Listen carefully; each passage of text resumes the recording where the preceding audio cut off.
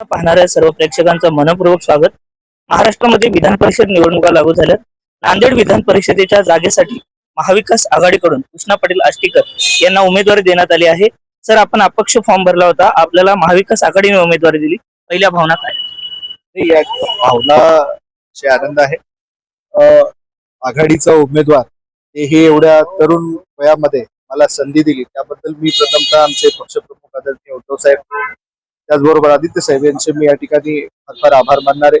त्याचबरोबर आमचे आघाडीचे घटक पक्ष असलेले काँग्रेस व राष्ट्रवादी या दोन्ही पक्षाचे प्रमुख आदरणीय हर्षवर्धन सपकाळ साहेब, त्याचबरोबर सुप्रियाताई यांचेही मी या ठिकाणी आभार मानतो। त्यांनी मला या ठिकाणी निवडणूक लढवण्याची संधी दिली, आघाडीकडून संधी दिली, त्याबद्दल त्यांचे खूप ऋणही व्यक्त करतो आणि नक्कीच त्यांच्या विश्वासाला तडा जाऊ देणार नाही। ही जी जागा आहे नांदेड स्थानिक प्राधिकरणाची, ही नक्की महाविकास आघाडी जिंकेल अशी आशा बाळगतो।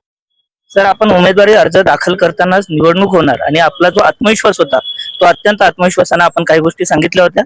या निवडणुकीला आज सामोरं जाताना आपल्या पुढच्या आव्हानाला किती मोठं आव्हान समजतं?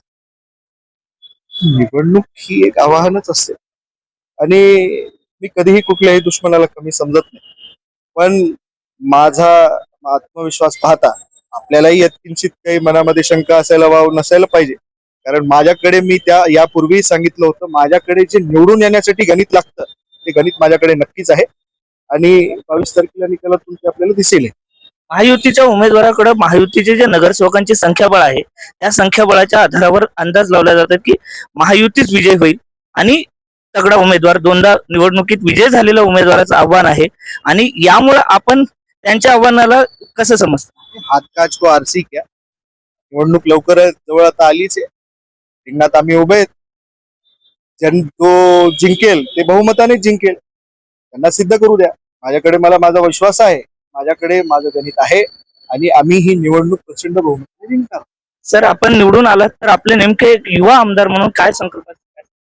बघा, जिल्ह्याचे भरपूर प्रश्न आहेत, त्या प्रश्नावर खरं तर म्हणजे पहिले पत्रकार आहात आपण, मला हा प्रश्न विचारतात। युवांचे प्रश्न आहेत, बेरोजगारी आहे, शेतकऱ्यांचे प्रश्न आहेत, बरेचसे आमच्या इकडे दरवेळेला पैनगंगेला गोदावरीला पूर येतो, ते पूरबाधित शेतकऱ्यांचे प्रश्न आहेत, बरेचसे पीक विम्याचे प्रश्न आहेत। या सगळ्या प्रश्नांना कुठेतरी वाचा मी जर निवडून आलो तर नक्की पुढे एवढा मी आपल्यासोबत होते कृष्णा पाटील आष्टीकर। धन्यवाद, नमस्कार।